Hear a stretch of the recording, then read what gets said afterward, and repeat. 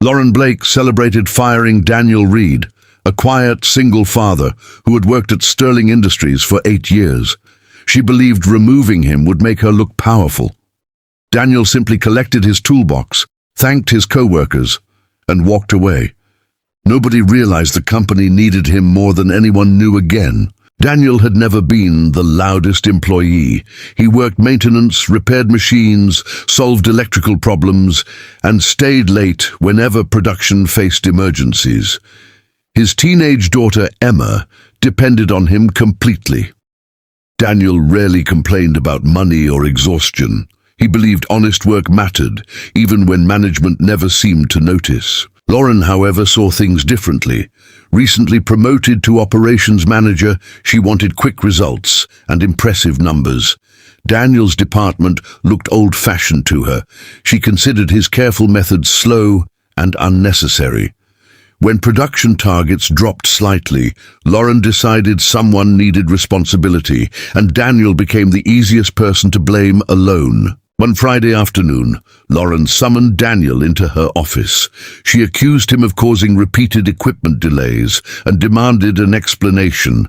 Daniel showed her maintenance records proving the machines had been neglected before he arrived. Lauren refused to listen. She announced his termination, then smiled as though she had won. Daniel didn't argue. He quietly signed the paperwork, packed his tools, and said goodbye to co-workers who respected him. Lauren watched from her office as he crossed the factory floor. Some employees looked uncomfortable, but nobody challenged her. Daniel walked through the main doors, carrying everything he owned at work. Lauren celebrated afterward. She told several colleagues Daniel's departure would finally allow the company to modernize. She ordered expensive lunch for her management team. Everyone congratulated her, believing she had made a decisive leadership move. Lauren raised her glass and said Sterling Industries would be better without outdated employees today. The celebration lasted less than an hour. Sterling Industries' chief executive, Richard Hale, arrived unexpectedly for an emergency production review. He walked through the factory and immediately noticed something unusual.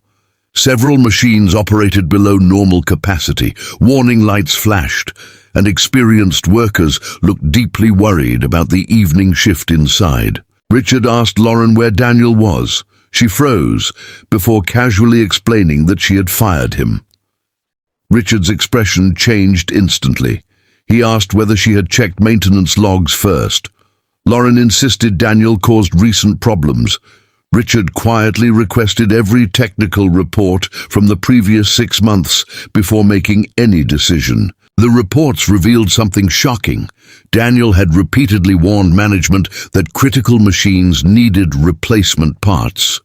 His warnings were ignored because managers wanted to reduce maintenance spending. Daniel personally prevented several dangerous failures by improvising temporary solutions. Without his work, the factory had been operating on borrowed time for months. Richard asked Lauren whether she understood the risk. She suddenly realized Daniel hadn't been the problem. He had protected the company from problems created by decisions above him.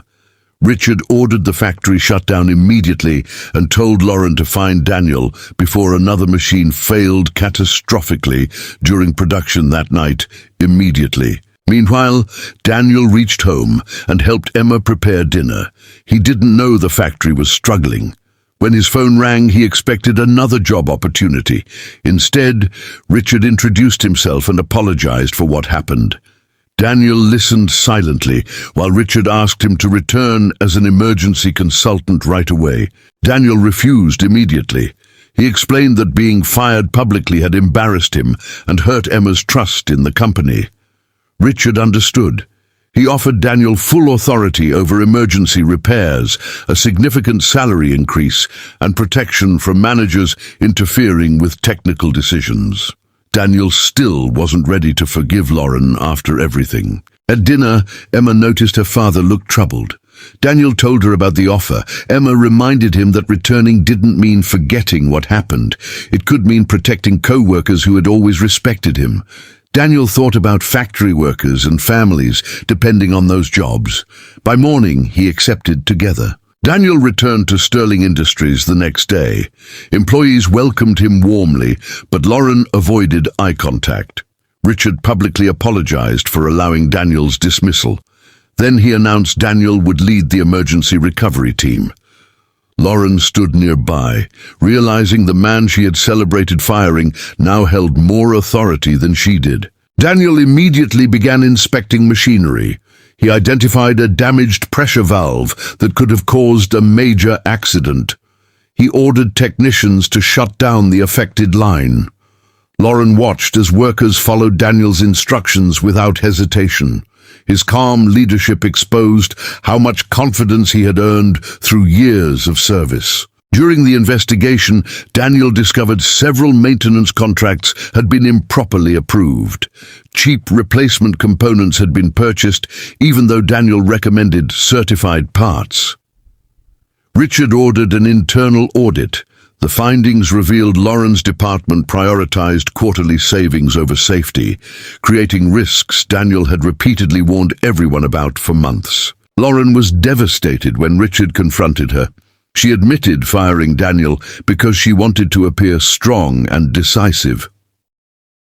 Richard told her leadership wasn't about finding someone to blame.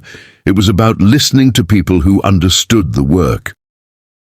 Lauren finally realized her celebration had exposed her own weakness entirely. Instead of firing Lauren immediately, Richard required her to work alongside Daniel during recovery. At first, Lauren struggled with embarrassment. Daniel remained professional and never humiliated her. He explained technical issues patiently, even when she had dismissed his advice. Slowly, Lauren began respecting him and changing her leadership style gradually. Weeks later, production returned to normal. The company avoided a massive financial loss and potentially serious injuries. Richard promoted Daniel to Director of Facility Reliability, giving him authority to rebuild the maintenance system. Daniel accepted because the position allowed him to protect workers and create a safer workplace for everyone. Lauren eventually apologized to Daniel privately. She admitted celebrating his firing because she wanted approval from people above her. Daniel told her everyone makes mistakes, but strong leaders learn from them. Lauren thanked him for not using her failure against her and promised to become a better manager going forward.